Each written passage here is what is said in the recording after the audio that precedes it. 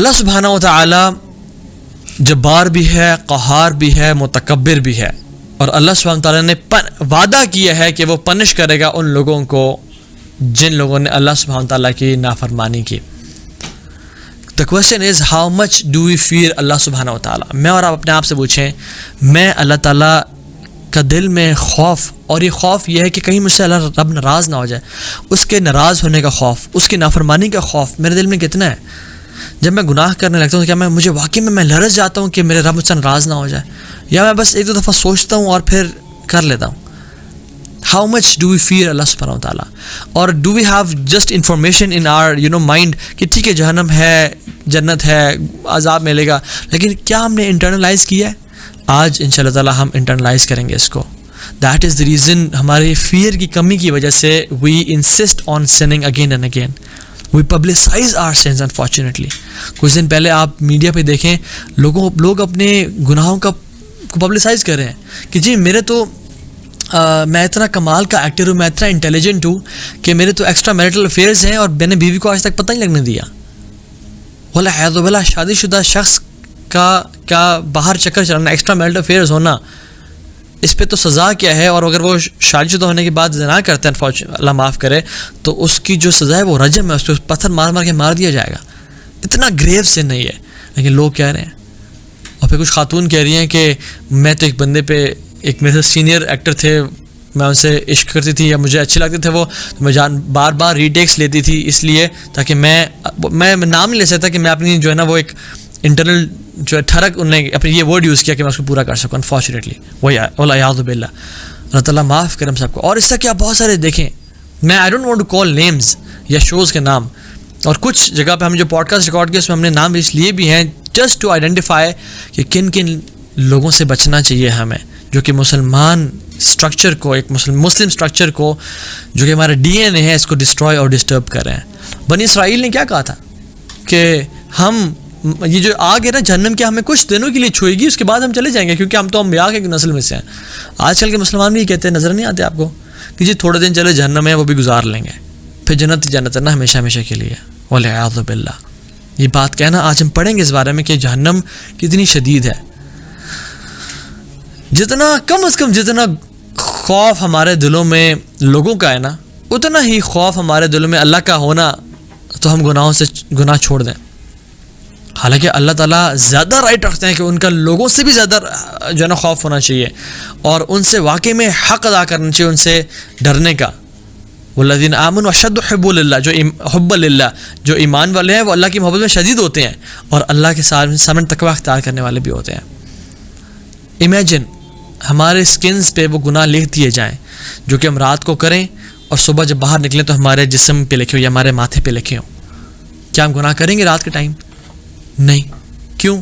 کیونکہ لوگوں کو پتہ نہ چل جائے کہ میں اتنا گناہ گار ہوں، میں اتنا سیاہ کار ہوں، مجھ سے یہ گناہ ہو گیا، وہ گناہ ہو گیا.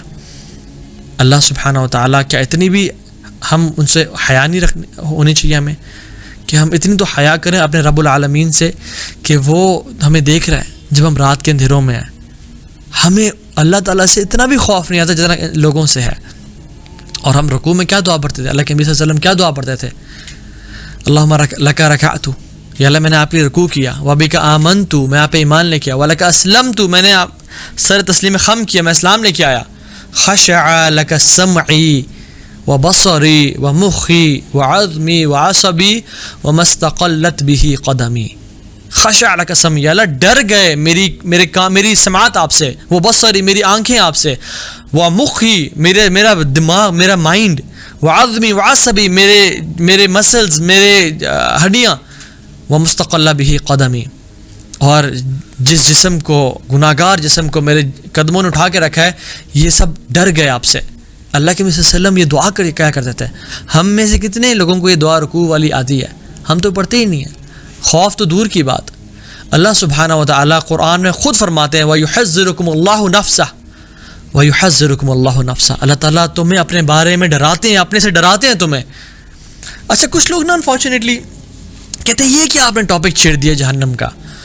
میں نے ایون آج بھی جب پوسٹ کیا تو آج کل پوسٹ کیا تو ایک کمنٹ آیا کہ آپ جنت کے بارے میں بات کیوں نہیں کرتے، حالانکہ ہم نے جنت کے بارے میں ڈفرینٹ لیکچرز دیے ہیں. People don't like to listen about جہنم. وائی؟ اللہ تعالیٰ خود کہتے ہیں وَيُحَذِّرُكُمُ اللَّهُ نَفْسَ، اللہ تعالیٰ تمہیں اپنے بارے وارن کرتے ہیں تمہیں اپنے آپ سے کہ تم گناہ نہ کر کے آنا. We should sometimes listen about جہنم as well. قرآن میں تذکرہ ہے، ہم کیوں نہ بات کریں اس بارے میں، اور یہ ہمارے ایمان کو تازہ کرتا ہے. اللہ تعالیٰ خود قرآن فرماتے ہیں وَأَنذَرْتُكُمْ نَارًا تَلَظَّىٰ، میں تمہیں ڈراتا ہوں نارن تلظیٰ سے، ایسی آگ سے جو کہ بلیزنگ ہے، جو کہ بھڑک رہی ہے. اللہ اکبر. یہ جب رب ہمیں ڈرا رہا ہے تو ہمیں کیا ڈرنا نہیں چاہیے؟ پھر ہم ایسے کہیں کہ نہیں اس ٹاپک کے بارے میں کائنڈلی بات نہ کریں، بس اچھی یو نو ہیپی کیمپر والی باتیں کریں. I just want to feel happy camper, کہ مجھے یہ جو ہے نا موڈ خراب کر دے والی گفتگو نہ سننی پڑے. صرف جنت کی بات کریں، حور العین کی بات کریں، اور ثواب کی بات کریں، اور بخشش کی بات کریں. یہ عذاب اور گناہوں کی بات نہ کریں. انفارچونیٹلی یہ اپولوجیٹک ایٹیٹیوڈ ہوتا جا رہا ہے مسلمانوں کا. رسول اللہ صلی اللہ علیہ وسلم کے دور میں ایک صحابی رسول تھے، نوجوان شخص تھے، کچھ عرصے سے نظر نہیں آ رہے تھے مدینہ میں. جب پوچھا گیا کہ ڈھونڈو کدھر ہیں، تو ڈھونڈتے ڈھونڈتے صحابہ نے ان کو اپنے گھر میں قید ہوا ہوا پایا. اور جب اللہ کے نبی صلی اللہ علیہ وسلم ان کے پاس گئے تو وہ اٹھے اور فوراً سے رسول اللہ صلی اللہ علیہ وسلم کو گلے لگا لیا اور رونے شروع ہو گئے. اور روتے روتے ہی پاسڈ اوے، روتے روتے ہی پاسڈ اوے. اور اللہ کے نبی صلی اللہ علیہ وسلم نے صحابہ کو بولا کہ اے میرے صحابہ، اپنے اس بھائی کا کفن و دفن کا، جنازے کا بندوبست کرو. اور پھر کیا فرمایا؟ اللہ اکبر. یہ ہمارے لیے نصیحت ہے کہ آخرت اور جہنم کے خوف کی وجہ سے اس کا جو لیور ہے وہ 2 حصوں میں ہو گیا ہے. خوف کی وجہ سے اس کا لیور 2 حصوں میں چر گیا ہے. یہ صحابی رسول ہیں جنہوں نے اپنی آنکھوں سے اللہ کے نبی کے بلیسڈ چہرے کو دیکھا، جن کے بارے میں اللہ تعالیٰ سچے ہونے کا، جن کے ایمان کے اللہ تعالیٰ وعدے کر رہے ہیں، جن کے بارے میں فرماتے ہیں ان کے ہم نے تقوی کو ٹٹول لیا، یہ سچے لوگ ہیں. جن کے بارے میں فرماتے ہیں فَإِنْ آمَنُوا بِمِثْلِ مَا آمَنْتُ بِهِ فَقَدْ اهْتَدُوا، اگر تم ان جیسا ایمان نہیں لاؤ گے تب تک تم کامیاب نہیں ہوگے. ان لوگوں کے بارے ان کو بھی اتنا خوف تھا، تو ہم کون ہیں اس 21st سینچری میں جو 24 گھنٹے ہمارے ہاتھ میں سوشل میڈیا اور ہم گناہوں کی زندگی گزار رہے ہیں؟ ہمیں کیا نہیں ڈرنا چاہیے؟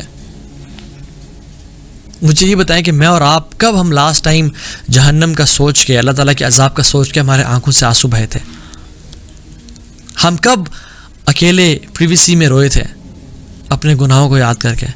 کون ہے وہ شخص جس کو 7 لوگوں کی کیٹیگری میں جو آتا ہے، جس کو اللہ تعالیٰ اپنے عرش کا سایہ نصیب کریں گے؟ 7 یظلھم اللہ یوم لا ظل الا ظلہ، 7 لوگ جن کو اللہ تعالیٰ اپنے عرش کا سایہ نصیب کریں گے. ایک رجل ذکر اللہ خالیا ففاضت عینہ، کہ جو اکیلے میں آنکھوں سے آنسو بہائے اور اپنے گناہوں کو یاد کر کے روتا رہا.